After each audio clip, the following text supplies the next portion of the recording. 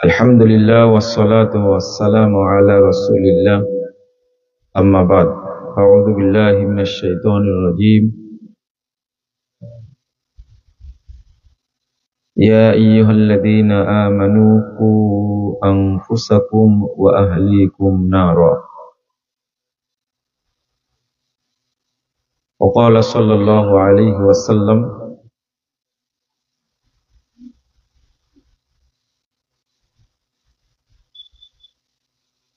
anfiq ala iyalik min tawlik wa la tarfa anhum asaka adaban wa akhifhum fillah. Rawahu Ahmad.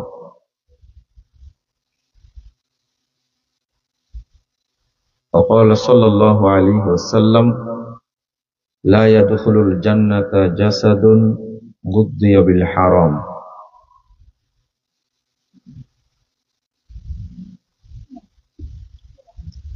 সম্মানিত ভাই ও বোনেরা, আল্লাহ রাব্বুল আলামিনের প্রশংসা এবং মুহাম্মদ সাল্লাল্লাহু আলাইহি ওয়াসাল্লামের উপর দরুদ পাঠের পর আপনাদের উপস্থিতির জন্য কৃতজ্ঞতা প্রকাশ করছি। আল্লাহর কাছে দোয়া করছি রব্বুল আলামিন যেন আজকের এই প্রোগ্রামকে কবুল করে নেন, আমিন। যারা আয়োজন করেছেন এবং আমরা যারা অংশগ্রহণ করেছি, রব্বুল আলামিন যেন আমাদের সকলকে ক্ষমা করে দেন। আল্লাহ যেন আমাদেরকে জান্নাতুল ফেরদাউসের মেহমান হিসাবে কবুল করে নেন। আল্লাহ যেন এই মাদ্রাসা রওজাতুল হিকমাকে কবুল করে নেন, আমিন। আপনারা যারা বাহিরে আছেন, রাস্তায় বা দোকানে আছেন, তাদেরকে প্যান্ডেলে এসে অল্প সময় আল্লাহকে সাদাকা দেওয়ার জন্য বিনীত আহ্বান জানাচ্ছি। যদিও রাত বেশি হয়ে গেছে, আমরা যে আলোচনাগুলো উপস্থাপন করি সেইগুলো বোঝার জন্য তাজা ব্রেন দরকার। কিন্তু এখন মানুষও ক্লান্ত, ঘুম ঘুম অবস্থা, তাই না? আর এমনিতে আপনাদের একটা অভিযোগ আছে, আমার আলোচনা আপনারা বুঝেন না। এই প্রোগ্রামে আসার না আসার ব্যাপারে অনেক আবেদন করেছি যে আমি তো গেছি, এবার আর দাওয়াত দিয়েন না। তাও শোনেননি, আপনারা জোর করে নিয়েছেন প্রোগ্রামটা। আমরা যে জায়গায় অবস্থান করছি, এই মাজলিসটা আল্লাহর কাছে অত্যধিক প্রিয়, খুবই ফজিলতপূর্ণ। আমি একটু একটু করে বলি, সংক্ষেপে বলি, শুনেন। আল্লাহ রাব্বুল আলামিন এই মাজলিসে উপস্থিত বসা ব্যক্তি যারা, তাদেরকে লক্ষ্য করে বলেন, যারা অংশগ্রহণ করেছে আমি তাদের সব পাপকে ক্ষমা করে দিয়েছি। আল্লাহর একটা কথা বলেন, তাদের সমস্ত পাপকে নেকি দ্বারা পরিবর্তন করে দিয়েছি। আল্লাহর একটি কথা বলেন, এই মাজলিসে এসে তারা আমার কাছে যা চেয়েছে আমি তাদেরকে তাই দান করেছি। আল্লাহর একটি কথা বলেন,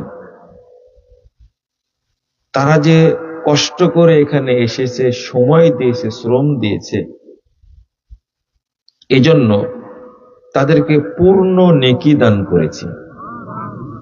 ভাষাগুলো এত সুন্দর, ফেরেশতাদেরকে লক্ষ্য করে আল্লাহ বলছেন, উশহিদুকুম আন্নী কদ গফারতু লাহুম। তোমাদেরকে সাক্ষী রেখে বলছি, হাদিসটা সহিহ মুসলিমের, যারা মাজলিসে অংশগ্রহণ করেছে আমি তাদেরকে মাফ করে দিয়েছি। তো চারটা কথা শুনলাম। ফেরেশতারা তখন এই চারটা কথা শোনার পরে, চারটা কথা কি কি? যারা অংশগ্রহণ করেছে, মাজলিসে বসে আছে, আমি তাদের পাপ মাফ করে দিয়েছি। 2, পাপগুলোকে নেকি দ্বারা পরিবর্তন করে দিয়েছি। 3, তাদের দোয়া চাওয়াটা আমি কবুল করেছি। যে পরিমাণ নেকি হলে জান্নাতে যেতে পারবে, আমি সেই পরিমাণ নেকি দান করেছি। তখন ফেরেশতারা এই ফজিলত শুনে বলেন, ইয়া রব, ফিহিম ফুলানুন আব্দুন খাত্তা। আল্লাহ, এদের মধ্যে একজন লোক বসে গেছে, লোকটা খুব খারাপ, বড় পাপী মানুষ। ও এই আলোচনায় আসেননি। ইন্নামা মাররা ফাজালাসা মাহু। লোকটা ঘুরে বেড়াচ্ছিল, অনেক মানুষ দেখে সে নিজে বসে গেছে। আপনি কি তাকেও মাফ করে দিলেন? আল্লাহ রাব্বুল আলামিন তখন বলছেন, ওয়ালাহু গফারতু, আমি তাকেও মাফ করে দিয়েছি। তাহলে জায়গাটা কতটা ফজিলতপূর্ণ! আগামীকাল আসলে এই জায়গায় পাবেন? ভাবলেন না যে আমার পাপগুলো ক্ষমা করে নেওয়া উচিত, আমার পাপগুলো আল্লাহর কাছ থেকে ক্ষমা করে নেওয়া উচিত। আল্লাহ বলছেন ফেরেশতাদেরকে, শোনো, হুমুল জুলাসা, আরে তারা এমন কিছু মানুষ এখানে বসে আছে, লা ইয়াশকা বিহিম জালিসুহুম, এর মধ্যে যেই এসে বসে যাবে আমি তাকেই ক্ষমা করে দেব। তাহলে শিখলেন আজকে যে এই ধরনের মাজলিসে আসলে কি পরিমাণ আল্লাহ খুশি হন। আল্লাহ যে দোয়া কবুল করেন, তো আল্লাহর কাছে কি চেয়েছেন আপনারা? কিছুই চাননি, কিছুই চাননি। আমি কিন্তু বলেছি, যারা আয়োজন করেছে এবং যারা আমরা অংশগ্রহণ করেছি, আল্লাহ তুমি আমাদেরকে ক্ষমা করে দাও, বলেছি আমি। আপনি কি বলেছেন? না না, আপনি আমিন বললেন, কিন্তু এর আগে আল্লাহর কাছে কি কিছু চেয়েছেন? আপনি শুধু বাদাম খেয়েছেন।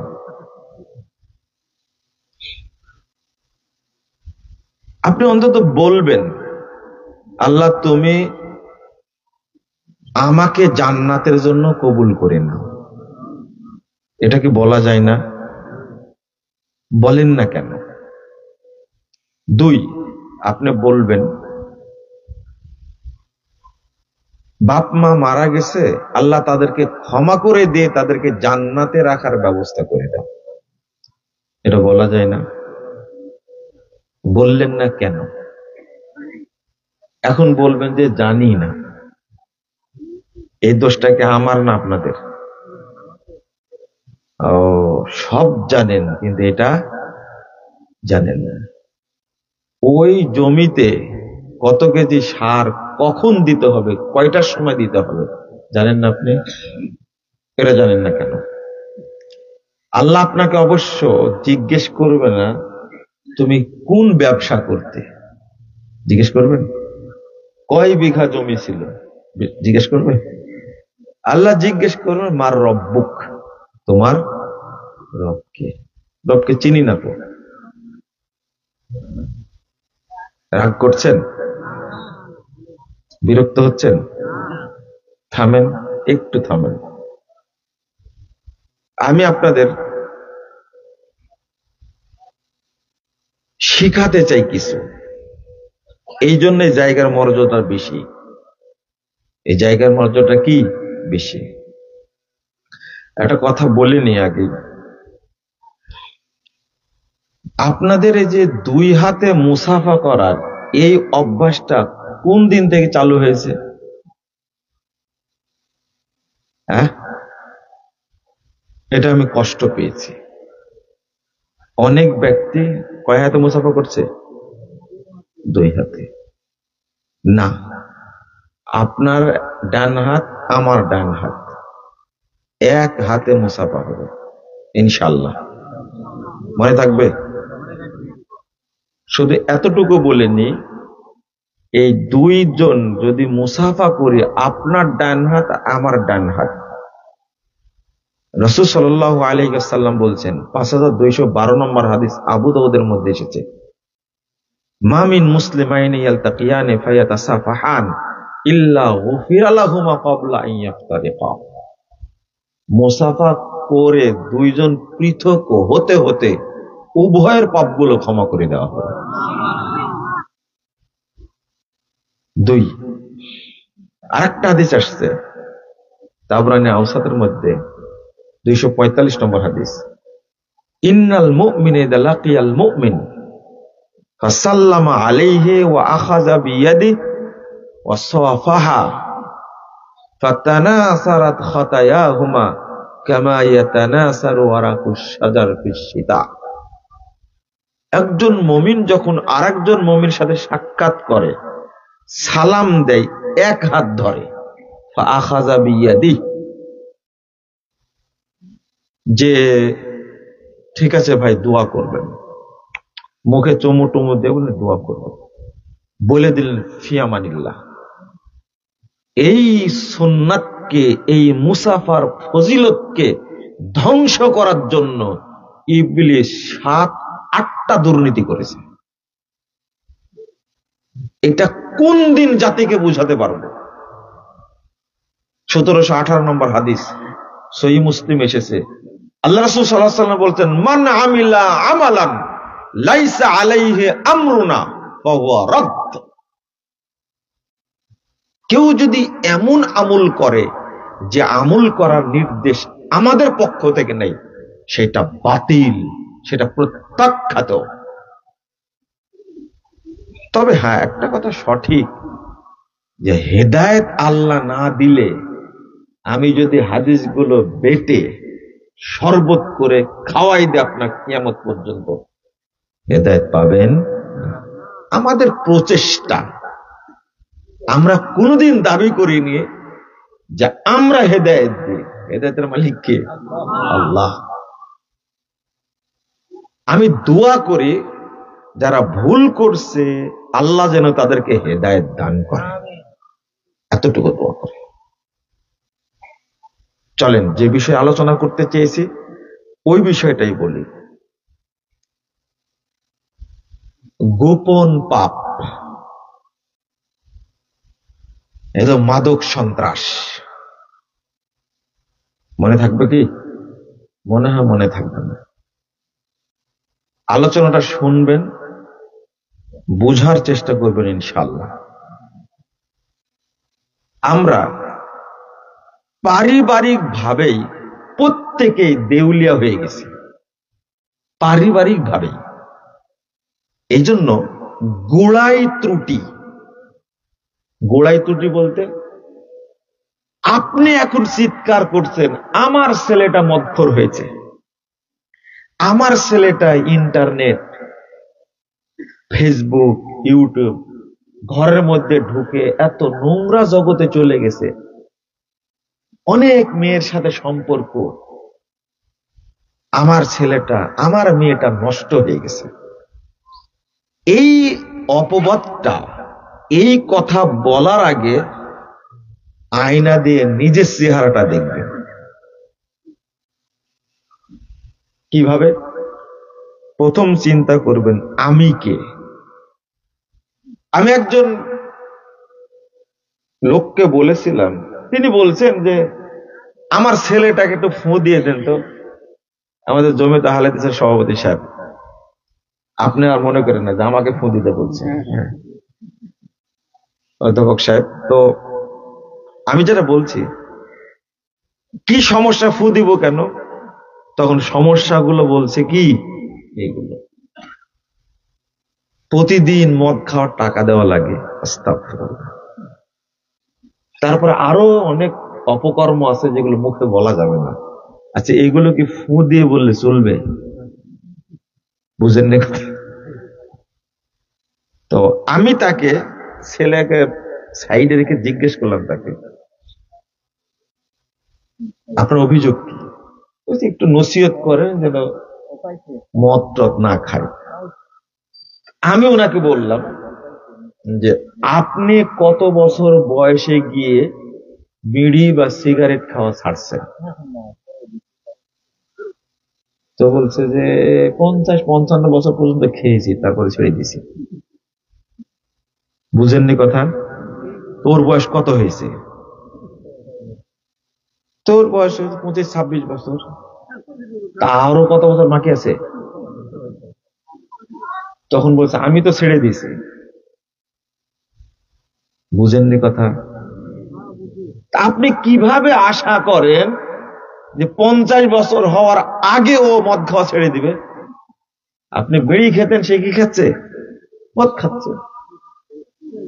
মুখটা কালো হয়ে গেল। বুঝেননি?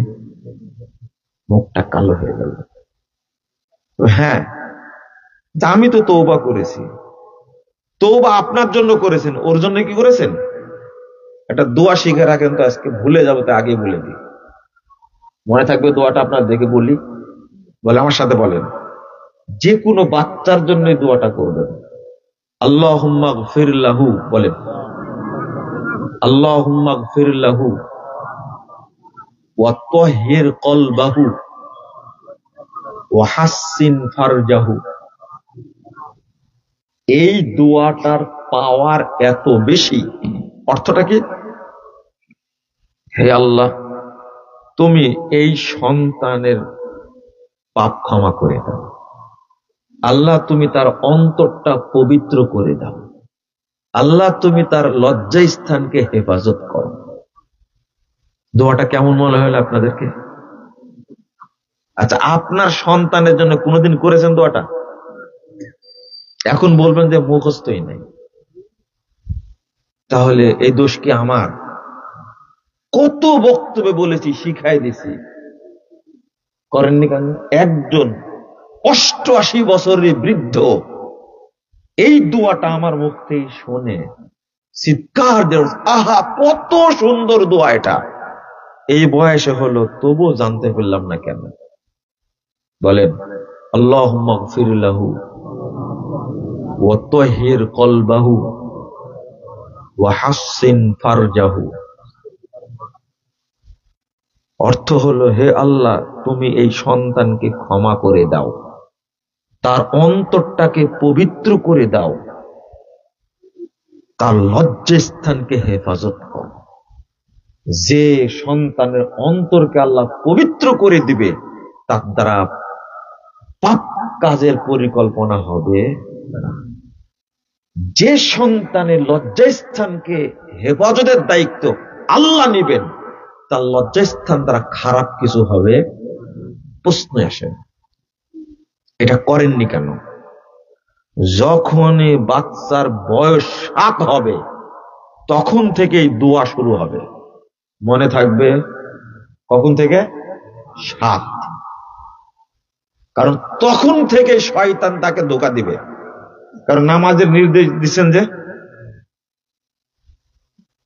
এই জায়গায় ব্যর্থ। রাসূল সাল্লাল্লাহু আলাইহি ওয়াসাল্লামের কাছে এক যুবক জেনা করার অনুমতি নিতে আসছে। বুঝছেন কি করার? জেনা করব অনুমতি নিতে আসছে। তো আল্লাহ রাসূল বললেন, তুমি কি তোমার মায়ের সাথে জেনা করতে চাও? সি সি সি, নাউযুবিল্লাহ, কি বলেন? মায়ের সাথে জেনা করে মনে? যে তুমি যার অনুমতি চাচ্ছ সে তো কারো মা হতে পারে। তুমি কি তোমার বোনের সাথে জেনা করতে চাচ্ছ? যে না না না না। তাহলে যার সাথে জেনা করতে চাচ্ছ সে কারো বোন হতে পারে। তো কথা কি বুঝেছেন? তুমি কি তোমার মেয়ের সাথে জেনা করতে চাচ্ছ? নাউযুবিল্লাহ। রাসূল সাল্লাল্লাহু আলাইহি ওয়াসাল্লামের কথাগুলো শুনে শুধু এই দোয়াটা পড়লেন। দোয়াটা পড়ার সাথে সাথে তার চিন্তা, চেতনা, অন্তর সব পরিবর্তন হয়ে গেছে। আপনি কেন পড়েন না এই দোয়াটা? এই দোয়ার পাওয়ার এত বেশি, এত বেশি। আপনার স্ত্রী আপনার সন্তানকে দুধ দেওয়ার সময়, দুধ না শুধু, আরো আগে বলি, আপনি স্ত্রী সহবাসের সময় আপনি বলেননি বিসমিল্লাহ, একটা দোয়া আছে না, আপনি বলেননি, তাহলে শয়তান স্ত্রী মিলনে শরীক হয়েছে। বলেন নাউজুবিল্লাহ, বলেন। তো এই সন্তান মদখোর হবে না, ও কি জমজমের পানিখোর হবে? বুঝেননি কথা মনে হয়। যে সন্তানের জন্ম হয়েছে ইবলিশ শয়তানের সহযোগিতায়, ওর দ্বারা ভালো কিছু আশা করেন কেমনে? ব্যর্থতা আগে আপনার না সন্তানের? এর আগের স্টেপটা হলো, আচ্ছা বিসমিল্লাহর কথাটা বলতে গিয়ে ভুলে যাব, 4982 নম্বর হাদিস আবু দাউদের মধ্যে এসেছে। আপনারা বিসমিল্লাহর পাওয়ারও বুঝেন না, আমি দুয়ার পাওয়ার বুঝালাম না। মুহাম্মদ রাসূলুল্লাহ সাল্লাল্লাহু আলাইহি সাল্লাম তিনি গাধার পিঠে বসেন, তার পিছে একজন সাহাবী আবু তামিমা আল হুজাইনি রাদিয়াল্লাহু আনহু, তিনি পিছনে উঠেছেন। গাধা যখন চলছে, ভাই এটা একটু খুলে দিতে হবে, বারবার হাতে লাগে। কি বলছিলাম ভুলে গেছেন, বলেন তো? গাধার পিছনে যাচ্ছে, তো হোঁচট লেগেছে, তো পিছন থেকে আবু তামিম আল হুজাইনি বলছেন, তাইসা শয়তান, শয়তান ধ্বংস হোক। তখন রাসূল সাল্লাল্লাহু আলাইহি সাল্লাম বলছেন, এই লা তাকুল তাইসা শয়তান, শয়তান ধ্বংস হয়ে কথা তুমি বলো না, কারণ যদি তুমি এই কথা বলো তাআদামা ওয়া ইয়াকুলু বিকুওয়াতি সরাতুন, তখন শয়তান অহংকারে ও বড় হতে হতে হাত্তা ইয়াকুনা মিসলাল জাবাল, ও বড় হতে হতে শয়তান অহংকারে বড় হতে হতে বিশাল পাহাড়ের মতো হয়ে যায়। ইন্না লিল্লাহি ওয়া ইন্না ইলাইহি রাজিউন। তাহলে ছোট শয়তান কত বড় হয় বলেন তো দেখি? আস্তাগফিরুল্লাহ, আস্তাগফিরুল্লাহ, আল্লাহ আমাকে মাফ করুন। আস্তাগফিরুল্লাহ, আমি কিভাবে বলবো ভাষাটা? আচ্ছা, আমি হাদিসটা শেষ করি আগে। ও এত বড় হয়ে যায়, আবু দাউদের হাদিস আসতে মিসলাল জাবাল, বাইত, বিশাল বিল্ডিং এর মতো বড় হয়ে যাবে। তা আপনি একে কি প্রতিরোধ করতে পারবেন? পাহাড়ের মতো বড় হয়ে যায়। ধরেন সচরাচর আল্লাহ রাসূল উদাহরণ দিত উহুদ পাহাড়ের মতো। একটা শয়তান যদি উহুদ পাহাড়ের মতো বড় হয়, তো ওকে কি দিয়ে সরাবেন আপনি? ও তখন বলে বিকুওয়াতি সরাতুহু, আমার শক্তিতে ওকে আমি কি ফেলে দিয়েছি। আল্লাহ রাসূল বলছেন, বরং তুমি বলো বিসমিল্লাহ। কি বলবে? বিসমিল্লাহ। শুধু কি? বিসমিল্লাহ। বিসমিল্লাহ বলা মাত্রই হাত্তা ইয়াতাসাগারা হাত্তা ইয়াকুনা মিসলা দুবাব,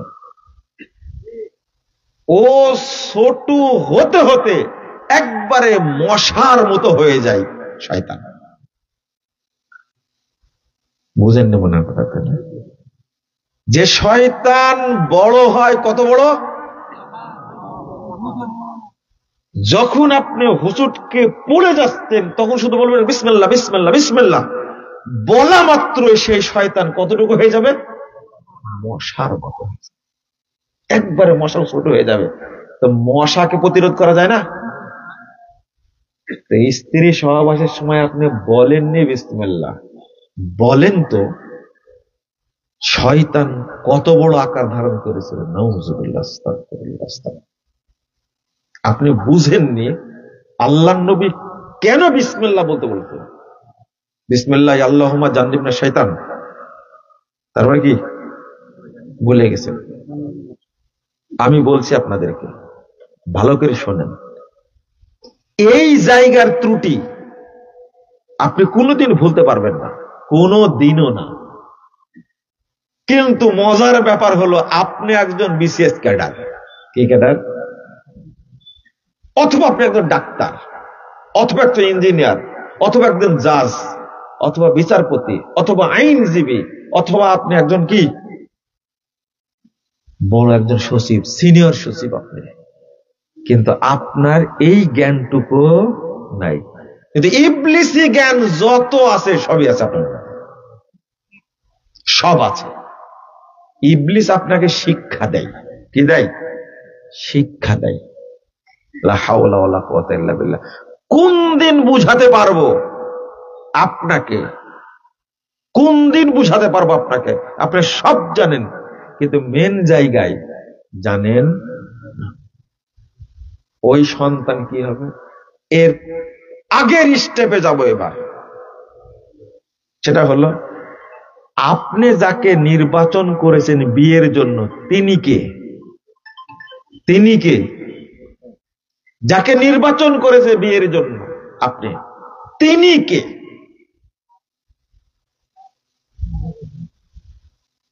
মুহাম্মদুর রাসূলুল্লাহ সাল্লাল্লাহু আলাইহি ওয়াসাল্লাম বলছেন, আলা উখবিরুকুম বিনিসাইকুম মিন আহলিল জান্নাহ, আমি কি তোমাদেরকে খবর দিব, জানাবো জান্নাতি মহিলা তোমাদের মধ্যে কারা? বলেন তো কে জান্নাতি মহিলা? এটা শুনেছেন কোনদিন? জান্নাতি মহিলা কে? মুহাম্মদুর রাসূলুল্লাহ সাল্লাল্লাহু আলাইহি ওয়াসাল্লাম বলছেন তিনটা পরিচয়। এক, আল ওদুদ, যে মহিলা স্বামীকে সবচেয়ে প্রেম ভালোবাসা দেয়, এই মহিলা হলো জান্নাতি মহিলা। আপনার বাড়িতে আছে? আছে আপনার বাড়িতে? একজনে দাবি করতে পারবেন না, এখানে আমি চ্যালেঞ্জ দিলাম। কারণ এখানে লোক সংখ্যা অত বেশি না। এখানে 1000 লোক হবে, 10,000? আমি বলবো 10,000 একটা মহিলা থাকতে পারে, 5,000-এও নাই। তবে অন্য এলাকায় গেলে আমি বলতাম 1 লাখে একটা মহিলা থাকতে পারে। আল ওদুদ। 2 নম্বর, আল ওলুদ, যারা বেশি বাচ্চা দেয় এরা জান্নাতি মহিলা। আপনার ওয়াইফ কোনোদিন আপনাকে সম্মান করে না, ভালোবাসা তো অনেক দূরের ব্যাপার। এ যাবৎ একজন মহিলা আমাকে বলেছেন, বাড়ি পাবনা, হয়তো এই মহিলা বক্তব্য শুনলে বলবে যে আমার কথাই বলছেন। তার হাজবেন্ড শিক্ষক, তিনি আমাকে বলছেন যে যেহেতু শিক্ষক সবার স্যার, সম্মানী ব্যক্তি, তা আমি বিয়ের পর থেকে তাকে স্যারই বলি। কেন স্যার বলেন? আমি সম্মান দিই তাকে, আমি স্যার বলে ডাকি তাকে। আমি বললাম যে এই যুগে স্বামীকে সম্মান দেওয়ার মহিলা আছে? তাহলে যে কেউ না থাকলে আমি আছি। মহিলার সাহস কথা চিন্তা করতে পারছো? কেউ না থাকলে আমি আছি, অন্তত সরাসরি আমার শোনা, এটা ভায়া না, ফোনে কথা হচ্ছে যে আমি আছি, আমি আল্লাহর কাছে বলতে পারবো আমি আমার হাজবেন্ডকে সম্মান করেছি। জটিল ব্যাপার একটা মহিলা। আমার হাজবেন্ডকে আপনি জিজ্ঞেস করেন, মাঝে মাঝে দেখা হয়, কিন্তু মজার ব্যাপার কি জানেন? কথা হচ্ছে কিন্তু পরিচয় দেননি। অনেক কথা হওয়ার পরে আমি এবার বলছি যে আপনি যার সম্পর্কে কথাগুলো বলছেন মনে হয় তাকে আমি চিনি।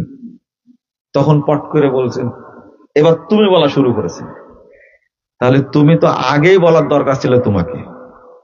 তাহলে ঠিকই,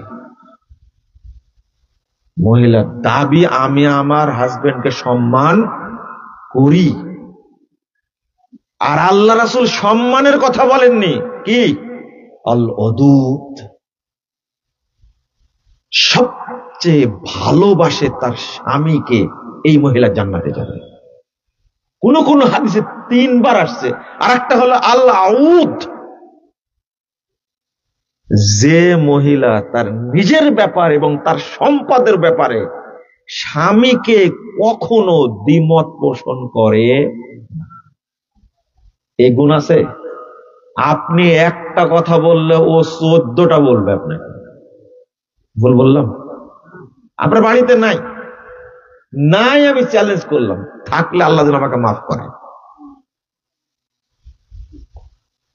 রাগ করছেন আপনি? বলবো আরো? আল্লাহ রাসূল শেষে বলছেন ইদা যুলিমাত আও যালামাত।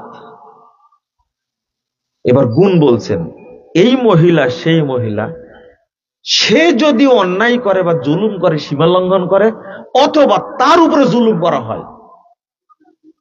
স্বামীর কথা বলছে না, নিজের কথা বলছে। হয়তো স্বামী তাকে দুইটা কথা বলেছে, অথবা তিনি স্বামীকে কথা বলেছেন। আবার বুঝেন তো, আচ্ছা স্বামী দুইটা কথা বলেছেন তাকে, তার জন্য তাকে অনুতপ্ত হতে হবে কেন? না, বলা হচ্ছে না, মনে হয় বোঝানো হচ্ছে না, তাই না? আচ্ছা স্বামী দুইটা কথা বলেছে, তার জন্য তাকে অনুতপ্ত হতে হবে কেন?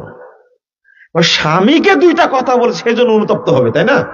কিন্তু হাদিসের ভাষা কি, সে দুইটা কথা বলেছে অথবা স্বামী দুইটা কথা বলে তাকে বলেছে, এই যে রাগারাগি হয়েছে, সে হাতটা ধরবে, সরাসরি বলবে, যতক্ষণ আপনি আমার প্রতি সন্তুষ্ট না হবেন ততক্ষণ দুই চোখ এক জায়গায় হবে।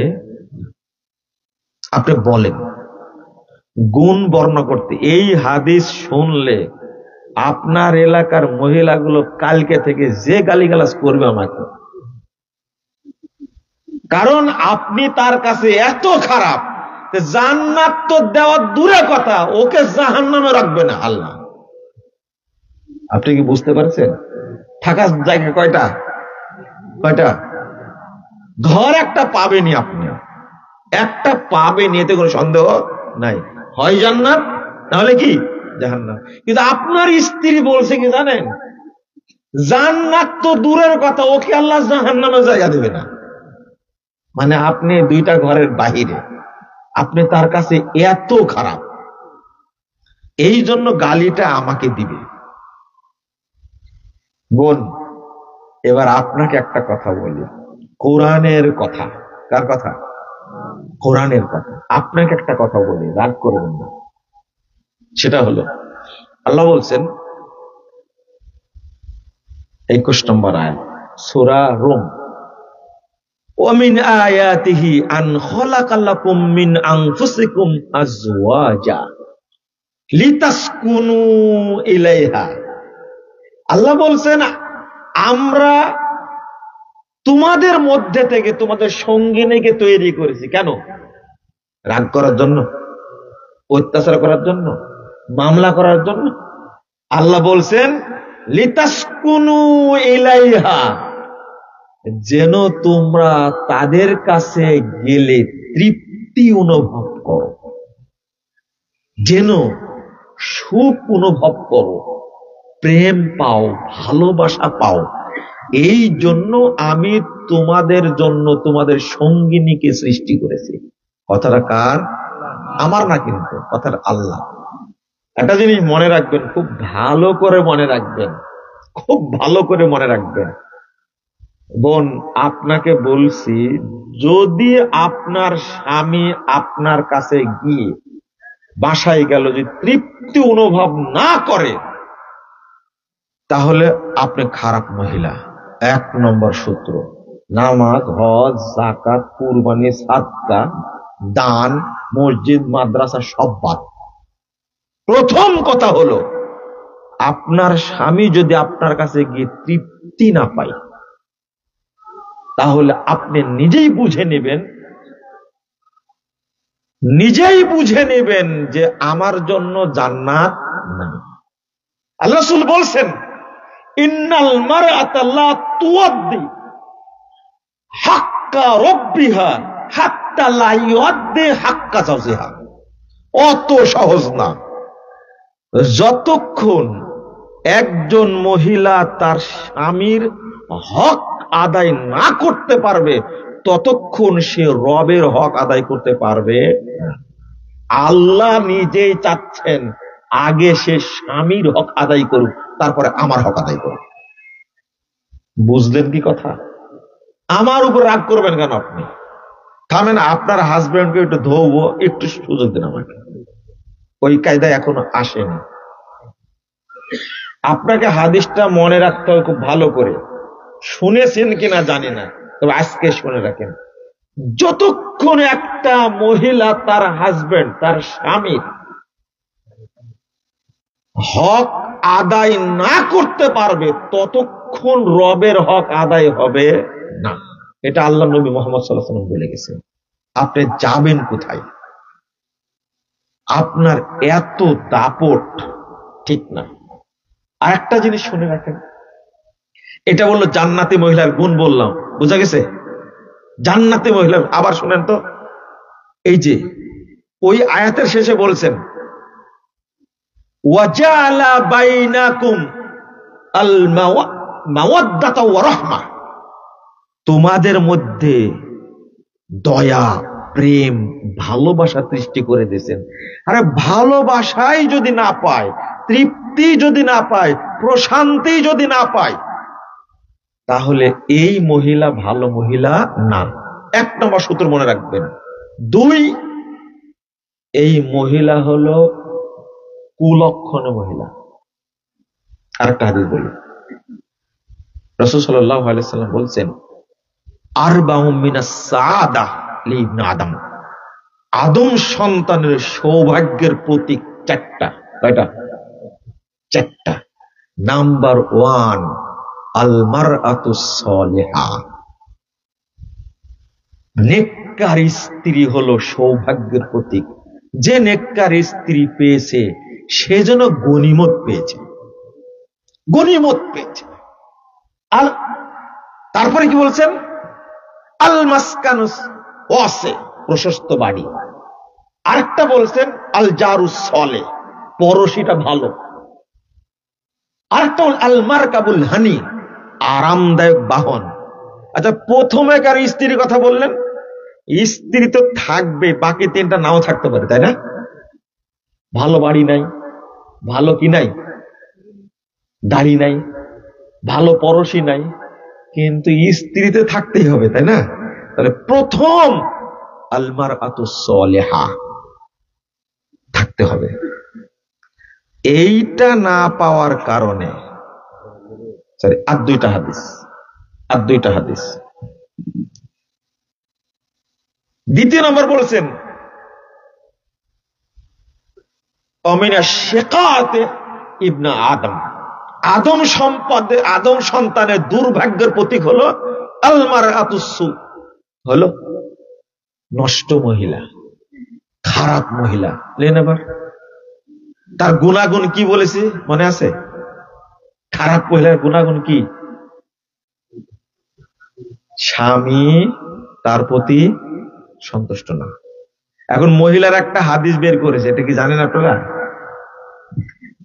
একজন মহিলা তার স্বামীর সাথে এত দ্বন্দ্ব করেছে। কি দ্বন্দ্ব জানেন? যে জানো না, স্ত্রীর সুপারিশ ছাড়া কোন স্বামী জান্নাতে যেতে পারবে না।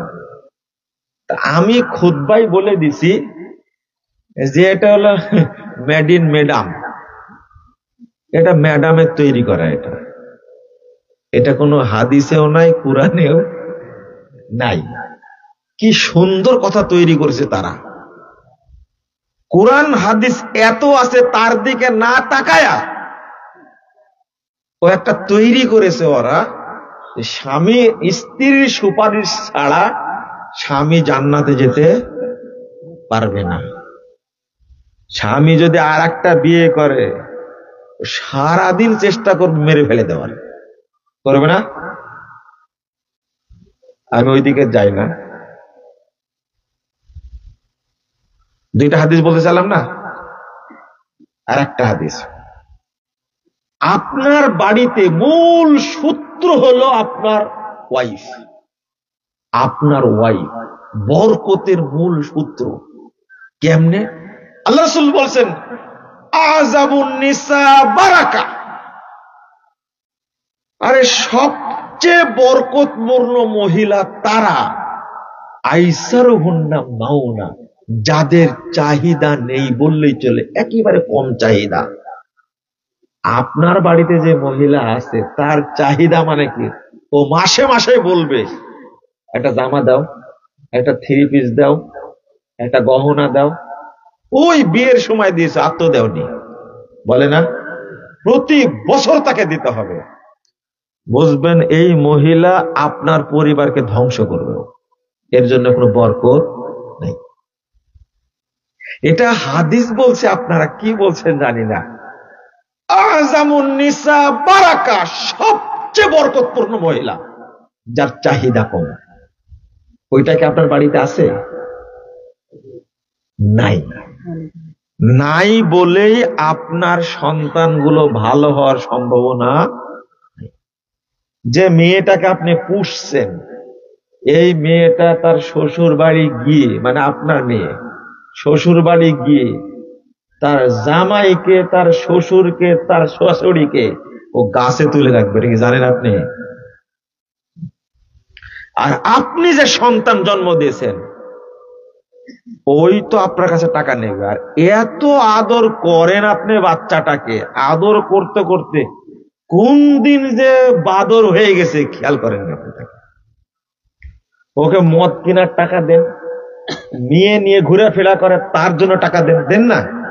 এক সময় আপনি চাকরি শেষে তার টাকা দিতে পারেন না, তখন কি করবেন? তখন ওই মেয়েটা ওর বয়ফ্রেন্ড গুলো নিয়ে এসে আপনার টাকা পয়সা ছিনতাই করবে, না হলে আপনাকে হত্যা করবে। কি সুন্দর একটা বাদর তৈরি করেছেন, 4 পায়া 2 পায়া, খেয়াল করেছেন আপনি? তো মদ তো খাবেই। আর একটা কথা বলতে চাচ্ছি, কিন্তু রাগ করবেন কিনা জানি না, বলেনি কথাটা। আল্লাহ নবী সাল্লাল্লাহু আলাইহি সাল্লাম বলছেন 3307 নম্বর হাদিস ইবনে মাজার মধ্যে এসেছে। রাসূল সাল্লাল্লাহু আলাইহি সাল্লাম বলছেন, মান শারিবাল খামরা ওয়া সাকিরা, যে নেশা জাতীয় দ্রব্য পান করে এবং সে নেশাগ্রস্ত হয়। নেশাগ্রস্ত হওয়া মানে কি জানেন? নেশাগ্রস্ত হওয়া মানে কি? আগে এটা শিখেন, এটা শিখেন আগে। নেশা কাকে বলে? পেট ভরে খাওয়ার পরেও যেটা না খেলে চলে না, ওটা কি? হ্যাঁ, এটা। এই স্বভাবটা কুকুরের স্বভাব। কার স্বভাব? আপনি কুকুরকে গোশ, মাছ, ভাত, পোলোয়া, কাচ্চি, কুরমা, কুত্তা সব খাওয়ান আপনি, ও যতই পেট ভরুক না কেন ওই জায়গা মতো মুখ দিবেই। কোন জায়গা? আস্তাগফিরুল্লাহ, আস্তাগফিরুল্লাহ বলেন, নাউজুবিল্লাহ বলেন। ঠিক যারা নেশাখোর, ওকে যদি আপনি সবচেয়ে ভালো খাদ্য খাওয়ান, যদি আপনি মক্কায় গিয়ে খাওয়ান ওকে, এতটাই মালনে, এতটাই নির্লজ্জ, এতটাই নিচু, ও বিড়ি ধরাবেই। আবার ঠিক বলে, ঠিক ছাড়া একটা কথা বলবো না আমি, ইনশাআল্লাহ ঠিক বাস্তব। ও একটান মারবেই। সারাদিন সিয়াম ছিল, ইফতার করার টার্গেটের চেয়ে কখন সময় হবে এটা টার্গেট। ইফতার করে নামাজ পড়ে দেন, মসজিদের পিছনে যেতে যেতে ধরাইছে। এই কুত্তা সবার সাথে মিলল না। ইফতারিতে মানুষ খারাপ জিনিস খায়, হ্যাঁ, সাকিরা। আরে এটাই নিশা।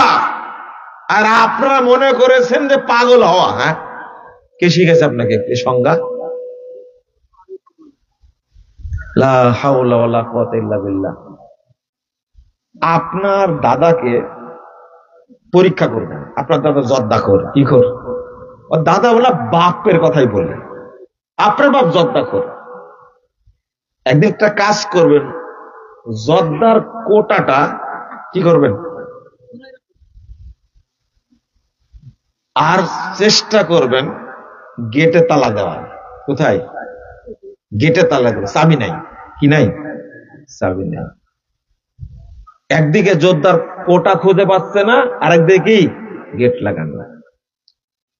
ও 2 থেকে 3 ঘন্টার মধ্যে নিজেই পাগল হয়ে যাবে। একই বলে পাগল, একই বলে পাগল। আপনার মাকে গালিগালাজ করবে, আপনাকে তো গালিগালাজ করবে। ও এখন মানুষ নয়, এখন জানোয়ার হয়ে যাবে। কোনদিন পরীক্ষা করে দেখেছেন? দেখেন না? আমার কথা শুনে পরীক্ষা করবেন। জর্দা কি পরিমাণ নিশা। আর বলে যে না, বিড়ি নিশা না। নিশা না, তাই না? জেলখানার মধ্যে একদিন আলোচনা করেছিল বিড়ির ব্যাপারে। 55-56 জন লোক বিড়ি ছাড়ছিল, আলহামদুলিল্লাহ। অল্প দিনে চাষ করলে বেশি তো ফসল হওয়ার কথা না, ছিলাম অল্প দিন। তো একজন শিক্ষিত মানুষ বক্তব্য শুনে বাদ দিয়েছে খাওয়া। তো 1 সপ্তাহ পরে এসে আমার কাছে বলছে, চোখ দুইটা লাল। কি ব্যাপার, আপনার এই অবস্থা কেন? তো প্রথম কথা বলছে, আমাকে আজকে একটা সিগারেট খাওয়ার অনুমতি দেওয়াই লাগবে। বলছে কেন অনুমতি দিব কেন? তখন বলছে ওই লোকই বলেছিল আমার সাথে শুক্রবারের দিন সারা দিন তর্ক করবে। সেটা নেশা হতেই পারে না, প্রশ্ন আসে না। আমি খাই, চাইলে নাও খেতে পারি, কিন্তু মজার ব্যাপার 1 সপ্তাহ না খেয়ে বলছে দেখতে পাচ্ছেন না, 1 সপ্তাহ আমার 1 সেকেন্ড ঘুম হয়নি, 1 সেকেন্ড ঘুম হয়নি। এখন খেতে না দিলে আমি মারা যেতে পারি। চিন্তা করেছেন আপনি? আর এটা যে নিশা, এতে কোনো সন্দেহ নয়, আল্লাহর কসম করে বলছে এটা নিশা। বলেন কি আপনি এইগুলো? 1 সপ্তাহ ধরে খায়নি। এরপরে বলছে আপনি কি জানেন, এই প্রতিদিন 77, 78, 79, 80 এইরকম 75টা করে প্রতিদিন সিগারেট খাই আমি 1 সপ্তাহ ধরে খাইনি, অনুমতি দিলে একটা খাবো না। এটা নাকি নিশা না, তাই না? এটা পরীক্ষিত। যে লোকটা আমার সাথে তর্ক, উচ্চ শিক্ষিত মানুষ একজন, খায়নি ভয়ে। আমি বললাম যে না, আমি এই হারাম খাওয়ার অনুমতি দিতে পারবো না। আপনি ওষুধ খান, আপনি ডাক্তারকে ডাকেন, আমার এই অবস্থা, ঘুম হয় না, আমি ছাড়ছি, সিগারেট আর খাবো না। এটা পরীক্ষিত। আর আপনি আমার কাছে ওয়াজ করেন, আল্লাহ রাসূল বলছেন লাম তুকবাল সলাতুহু 40 সাবাহা, তার 40 দিনের সালাত কবুল হবে না, হবে না। 2, আরেকটা বিষয় এখানে আছে, সেটা হলো ওয়ামাম মাতা দাখালান নার। আর এই 40 দিনের মধ্যে মারা গেলে কোথায় যাবে? কিন্তু আমি এটা বলতে আসিনি, আর একটা কথা বলছে আল্লাহ রাসূল শেষে বলতেন ওয়ালা ইয়ামুতু ওয়া ফি মাসানাতিহি শাইউম মিনহা ইল্লা হুররিমাত আলাইহিল জান্নাহ। যে ব্যক্তি মারা যাচ্ছে অথচ তার মূত্রথলিতে এই নেশার নিকোটিন আছে, মূত্রথলিতে, ওই অবস্থায় যদি মারা যায় তাহলে তার উপরে জান্নাত হারাম হয়ে যাবে।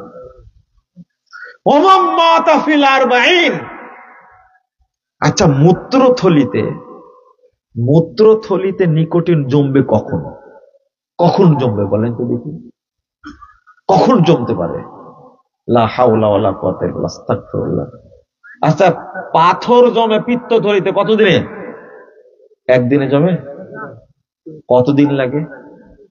ওই মূত্রথলিতে যে নিকোটিন জমা হয়ে আছে, এটাকে আপনি জানেন? তাহলে নেশা জাতীয় দ্রব্য কত খারাপ। 11,372 নম্বর হাদিস, তাবরানী কাবিরের মধ্যে হাদিসটি এসেছে, সনদ সহিহ। মুহাম্মদুর রাসূলুল্লাহ সাল্লাল্লাহু আলাইহি ওয়াসাল্লাম বলছেন আল খামরু উম্মুল ফাওয়াহিশ ওয়া আকবারুল কাবায়ের, যত নেশা জাতীয় দ্রব্য আছে সেইগুলো, যত পাপ আছে সমস্ত পাপের মা হলো নেশা জাতীয় দ্রব্য। সমস্ত পাপের মা, সমস্ত পাপের মা। এবং যত কাবিরা গুনাহ আছে তার মধ্যে অন্যতম মান শারিবাহা, যে ব্যক্তি নেশা পান করলো, ওয়াকা আলা উম্মিহি ওয়া খালাতিহি ওয়া আম্মাতিহি, ওই ব্যক্তি মায়ের সাথে জেনা করে, খালার সাথে জেনা করে, ফুপির সাথেও জেনা করে। আচ্ছা, সুদ খেলে জেনা হয় একজনের সাথে, কার সাথে? মায়ের সাথে। কিন্তু যারা নেশা করে তারা জেনা করে তিনজনের সাথে। কে কে? মা, খালা, ফুপু। আস্তাগফিরুল্লাহ, আস্তাগফিরুল্লাহ। কত বড় পাপ হতে পারে এটা! সি সি সি সি, নাউযুবিল্লাহ। এই জন্য আল্লাহ রাসূল বলছেন, মুদমিনুল খামার লাকি আল্লাহ কাআবিদি ওয়াসান। যে ব্যক্তি নেশা করে ওই ব্যক্তির সাক্ষাৎ হবে, ও থাকবে তখন মূর্তি পূজকদের সাথে। আপনি এই হাদিসগুলো কোথায় গোপন রাখবেন? আমাকে একটু বুঝান। আর একটা ভয়ানক কথা বলে আপনাদেরকে, হাদিসের সনদ সহিহ, মাওকুফ সূত্রে বর্ণিত হয়েছে। আল্লাহ রাসূল সাল্লাল্লাহু আলাইহি ওয়াসাল্লাম বলছেন, একটা উদাহরণ দিচ্ছেন, যে একটা গ্রামে গেছেন, তো গ্রামের পাশে ওই গ্রামের কবর আছে। কি আছে? কবর আছে। তো কবরে আসর পরে প্রতিদিন একজন লোক কবরটা ফেটে যায়, কবর ফেটে যায় আর দাঁড়ায় যায়। সনদ সহিহ কিন্তু, কবর ফেটে যায়, দাঁড়ায় যায়। রাসুহু কাল হিমার ওয়া জাসাদুহু কাল ইনসান। ওই লোকটার মাথা দেখতে পায় গাধার মতো, আর শরীরটা হলো মানুষের মতো। বুঝেননি কথা মনে হয়? ওই লোকটা যখন কবর ফেটে যায়, ও সালাসা নাহকাত, আল্লাহ রাসূল বলছেন, ও এইভাবে গাধার মুখ নিয়ে, মানুষের শরীর নিয়ে তিনটা বিকট চিৎকার করে আবার কবরটাকে ঢেকে ফেলে। ইন্না লিল্লাহি ওয়া ইন্না ইলাইহি রাজিউন। তো জিজ্ঞেস করলেন, ওই গ্রামে তার পাশে একজন মহিলা, সে মহিলা পশম দিয়ে এবং কি বলে, ওটা কি বলে,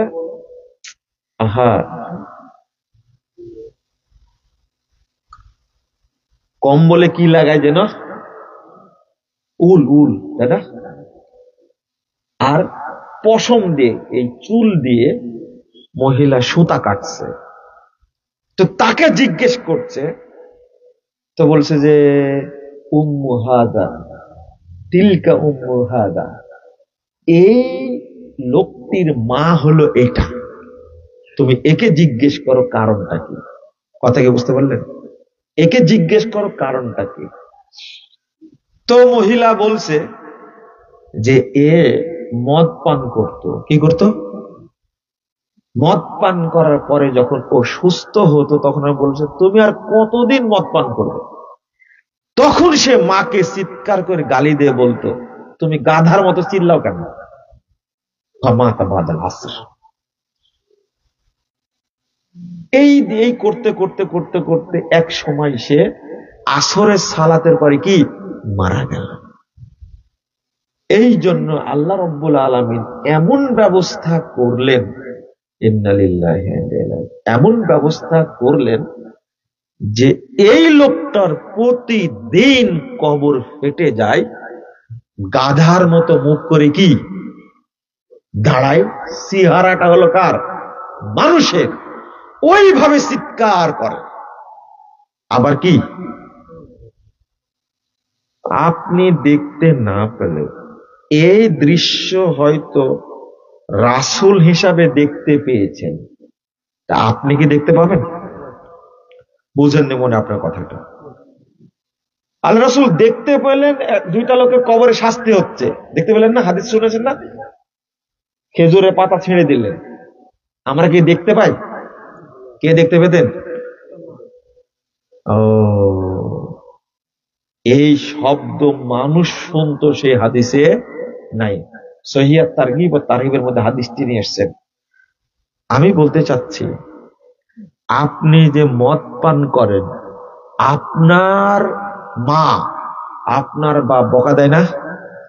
অবশ্যই দেয়, অনেক বকা দেয়, কিন্তু আপনি এই বকাকে কোনো গুরুত্ব দেন না, মানে উল্টা বললেন। বলে তো, তুমি এত ছাগলের মতো চিৎকার করো কেন, বলে না? এই তো মাকে লক্ষ্য করলো, মা এটা খুব সাবধান, মা বাবা এটা উফ শব্দটি বলা নিষেধ, সেখানে আপনি যেভাবে ধমক দিয়ে কথা বলেন, বাঁচবেন কি করে? আস্তাগফিরুল্লাহ, আস্তাগফিরুল্লাহ। রাসূল সাল্লাল্লাহু আলাইহি ওয়াসাল্লাম বলছেন 2002 নম্বর হাদিস, আমি আপনাদের এই জায়গায় এসে বলবো, হাদিসটা শোনায় বলবো, যারা নেশা জাতীয় দ্রব্য পান করেন আজকেই ছাড়তে হবে, কারণ আপনার কবরও ফেটে যেতে পারে, বাঁচতে পারবেন না। আপনি বাপ মায়ের সাথে খারাপ ব্যবহার করেন, এটা আল্লাহ মেনে নেবেন না।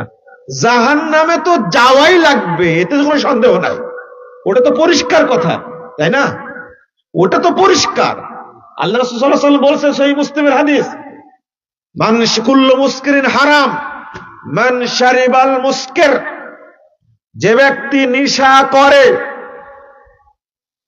ইন্নাল্লাহ আযজা ওয়া জাল্লা আহিদা, আল্লাহ রাব্বুল আলামিন অঙ্গীকার করেছেন, প্রতিজ্ঞা করেছেন, আইয়াসতিয়াহু মিন তিনাতিল খাবাল, আল্লাহ তাকে তিনাতুল খাবাল পান করাবেন। সাহাবীরা বুঝলেন না তিনাতুল খাবাল কি। আল্লাহ নবী সাল্লাল্লাহু আলাইহি ওয়াসাল্লাম বলতে, বুঝলে না? আরাকু আহলিন নার আও উসারাতু আহলিন নার। আরে তিনাতুল খাবাল মানে, খাবাল একটা জাহান্নামের সমুদ্র, এই সমুদ্রের মধ্যে জমা হবে জাহান্নামীদের গলিত গোস, পেশাব পায়খানা, পুঁজ, রক্ত, ঘাম জমা হবে, এই মিশ্রিত জুস তাদেরকে পান করানো হবে। এই হাদিস অনুবাদ করতেও খারাপ লাগে, অনুবাদ করতেও খারাপ লাগে।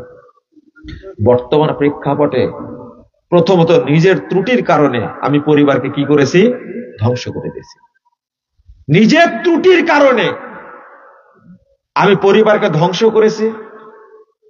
আজকে আমরা যারা দেখতে পাচ্ছি, শেষ হাদিসটা শোনানি আপনাদেরকে, আমরা যারা আপনাদেরকে দেখতে পাচ্ছি, মাথায় টুপি, গায়ে পাঞ্জাবি, মুখে দাড়ি, কিন্তু সবাই আড়ালে হারামের সাথে কি, হারামের সাথে অন্তর্ভুক্ত, তাই না? দেখে মনে হবে অনেক আমল করছে, রোজা করছেন, তারপরে সালাত পড়ছেন, তাহাজ্জুদ পড়ছেন। 4245 নম্বর হাদিস ইবনে মাজার মধ্যে এসেছে, রাসূল সাল্লাল্লাহু আলাইহি ওয়াসাল্লাম, সাহাবীরা শোনো, আমরা অনেক মানুষকে দেখতে পাই, তোমাদেরকে বলে যায় ইয়াতুনা ইয়াউমাল কিয়ামা, তারা কিয়ামতের দিন আসবে, বিহাসানাতিন মিসলে জাবালে তিহামা, তিহামা পাহাড়ের মতো বিশাল বিশাল নেকির পাহাড় নিয়ে হাজির হবে। ইন্না লিল্লাহি ওয়া ইন্না ইলাইহি রাজিউন, নেকি অনেক। ফাজাআলা আল্লাহু আযজা ওয়া জাল্লা হাবাআম মানসুরা, আল্লাহ এই পরিমাণ সমস্ত নেকিকে একবারে ধুলাই নষ্ট করে দিবেন। কেন নষ্ট করবেন? আল্লাহ রাসূল সাল্লাল্লাহু আলাইহি ওয়াসাল্লাম বলছেন, যখন এই কথা বললেন সাহাবীরা প্রশ্ন করলেন তারা কারা? তখন বললেন যে ইন্নাহুম ইখওয়ানুকুম ওয়া ইয়াখুযুনা ফিল লাইলি কামা তাখুযুন, শোনো, তারা তোমাদেরই ভাই। তোমরা যেমন রাত জেগে ইবাদত করে তারাও করে, কিন্তু ওয়াইদা খালাও বিমাহারিমিল্লাহ ইনতাহাকু, তারাও ইবাদত করে তোমরা ইবাদত করো। যখন তারা গোপনে চলে যায় তারা হারামের মধ্যে অন্তর্ভুক্ত হয়ে যায়। আস্তাগফিরুল্লাহ, আস্তাগফিরুল্লাহ। আপনার হাতে মোবাইল আছে, এই মোবাইল দিয়ে গোপনে অন্য মহিলার সাথে প্রেম করেন, তাই না? এই মোবাইল আপনার ওয়াইফের হাতে আছে, আপনার অগোচরে অন্য পুরুষের সাথে পরকিয়া করে না? অথচ আপনিও নামাজ পড়েন, রোজা রাখেন, আপনার ওয়াইফও নামাজ পড়ে রোজা করে না? এই নামাজের রোজার কোনো মূল্য নেই, আল্লাহ সব ধ্বংস করে দিবেন। হ্যাঁ, আল্লাহ বুঝাবেন। এই যে জনমন্ডলী, শোনো, দেখো, এরা অনেক নেকির কাজ করে আসছে, কিন্তু তারা গোপনে এই কাজগুলো করত। আল্লাহ বলছেন, ইন্নামা রাব্বিয়াল কুল ইন্নামা হাররামা রাব্বিয়াল ফাওয়াহিশা মা যাহারা মিনহা ওয়া মা বাতান। আল্লাহ বলছে 33 নম্বর আয়াত সূরা আরাফ, আমার রব গোপন এবং প্রকাশ্য সমস্ত ফাহেশাকে হারাম করেছেন। আপনি মোবাইলে ইন্টারনেটে ঢুকে কি করেন এটা কে জানেন? তাহলে আপনার আমলগুলো আল্লাহ দেখাবেন জনগণকে। দেখো, অনেক আমল নিয়ে আসছে, বিশাল বিশাল পাহাড়ের মতো তাদের নেকি, আমি আল্লাহ সব ধ্বংস করে দিলাম। কেন? তারা উপরে উপরে আমল করত, কিন্তু যখন নিজে একাকী হতো তারা হারামের মধ্যে অন্তর্ভুক্ত হতো।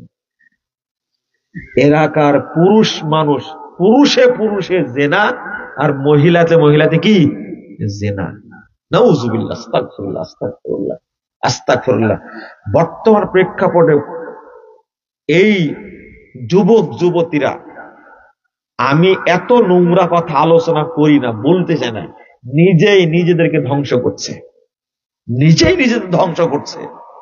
মূল কারণ হলো আপনি ছোট থেকে তাদেরকে শিক্ষা দেননি। ওই আয়াতটাই পড়েছিলাম, ও আনফুসাকুম ওয়া আহলিকুম নারা, নিজে বাঁচো, পরিবারকে জাহান্নাম থেকে কি বাঁচাও। এর অর্থ কি? আউসু আনফুসাকুম ওয়া আহলিকুম বিতাকওয়াল্লাহ ওয়া আদিবুহুম। সহিহ বুখারীর মধ্যে এই বারটা নিয়ে এসেছেন ইমাম বুখারী। সাহাবীরা অনুবাদ করতেন, তোমরা নিজেদেরকে ওসিয়ত করো, তোমাদের পরিবারকে ওসিয়ত করো তাকওয়ার, ওয়া আদিবুহুম, এবং তাদেরকে আদব শিক্ষা দাও। আমরা কি আমাদের ছেলেদেরকে আদব শিক্ষা দেই? সালাম শিক্ষা দেইনি, কোরআন শিক্ষা দেইনি তাদেরকে। আদব মানে কি? আদব জানে, নিজেও জানি না, সন্তানদেরকেই শিখায়নি, সন্তানদের শিখায়নি। অথচ আল্লাহ রাসূল বলছেন, মাই ইউহরামির রিফক ইউহরামিল খায়র, যাকে ভদ্রতা, শিষ্টাচার, আদব থেকে বঞ্চিত করা হয়েছে তাকে যাবতীয় কল্যাণ থেকে বঞ্চিত করা হয়েছে। নাউযুবিল্লাহ, আস্তাগফিরুল্লাহ। আপনি আদব শিক্ষা দিবেন। আল্লাহ রাসূল সাল্লাল্লাহু আলাইহি ওয়াসাল্লাম বলছেন, শোনো, লা তারফা আনহুম আসাকা আদামান ওয়া আখিফহুম ফিল্লাহ। শিষ্টাচারের লাঠি তোমরা সিকায় উঠে রেখে দাও না, লাঠি ব্যবহার করবে। কার বাড়িতে লাঠি আছে? কার বাড়িতে নাই। আপনারা শিখছেন এখন আমেরিকার স্বভাব, আপনারা শিখছেন কানাডার স্বভাব, আপনারা শিখছেন লন্ডনের স্বভাব, আপনারা শিখছেন অস্ট্রেলিয়ার স্বভাব। ওগুলো কি মানুষ বাস করে না পশু বাস করে বলেন তো? যেখানে মা ছেলে জেনায় লিপ্ত, ভাই বোনে জেনায় লিপ্ত, কে কার সাথে জেনা করছে তাদের কোনো ঠিক ঠিকানা নাই। তাদের আদর্শ আপনি পরিবারে বাস্তবায়ন করছেন, তো আপনার পরিবারে ভাই বোনে জেনা করবে না? অবশ্যই করবে। মায়ের সাথেও জেনা করবে, এটা হাদিস দ্বারা প্রমাণিত। ইহুদি খ্রিস্টানরা যদি মায়ের সাথে জেনা করে, আল্লাহর নবী বলছেন যে আমার উম্মতের কুলাঙ্গাররাও মায়ের সাথে জেনায় লিপ্ত হবে। আপনি কি জানেন এটা? আল্লাহর নবীর নির্দেশ, বাড়িতে লাঠি রেখে দিতে হবে। 7 বছর থেকে নসিহত করবেন, 10 বছর হয়েছে নামাজ পড়ে পিটায়া সাইজ করে সালাত পড়াতে হবে, আপনি পারেননি, যার কারণে আপনার সন্তানটা মদখোর হয়েছে। আর এই সন্তানকে খাওয়াইছেন কি? আপনি খাওয়াইছেন এই সন্তানকে। পাসপোর্ট হিসেবে চাকরি করেন, ওই অফিসে ঘুষ নেন, এই ঘুষের টাকা দিয়ে খাওয়াইছেন সন্তান। আপনি সচিবালয়ে চাকরি করেন, হারাম খেয়েছেন, ওই হারাম টাকা দিয়ে পরিবারকে খাওয়াইছেন। এই জন্য আপনার পরিবার প্রতিবন্ধী হয়েছে। আপনি কোনোদিন ভালো থাকতে পারবেন না। আল্লাহ এত অসুখ দিবে আপনাকে, এমন অসুখ দিবে যে পৃথিবীতে সেই অসুখের অস্তিত্ব নাই। সাবধান, সাবধান। ফেরাউন যখন মাপ পায়নি, আপনিও মাপ পাবেন না। ইমামুল কাইয়িম বলছেন, ইজা লাম তাজিদ আসারা জামবিক ফি হিনিহি, তুমি যদি তাৎক্ষণিক পাপের শাস্তি না পাও, লা তাগতার, তুমি ধোঁকা খেও না, সাতাজিদু বাদা আরবাইনা সানা, 40 বছর পর হলেও তুমি এর শাস্তি ভোগ পাবে। এটা পাবে। এটা 16 বছর শাসন করেছে। মুরব্বীদের চিন্তা চেতনা ছিল হয়তোবা 2081 সাল পর্যন্ত ক্ষমতায় থাকবে। না না, শুনতে ভুল করেছেন, শুনতে ভুল করেছেন। কিন্তু কি হলো শেষে? হ্যাঁ, আপনারা কি ভাবছিলেন? হ্যাঁ, 1 সেকেন্ড আগে কি ভাবছেন আপনারা? খবরদার। এটা টাটকা উদাহরণ দিলাম। সিরিয়া 53 বছর যাবত অত্যাচার করেছে, এরপরও কি টিকতে পেরেছে?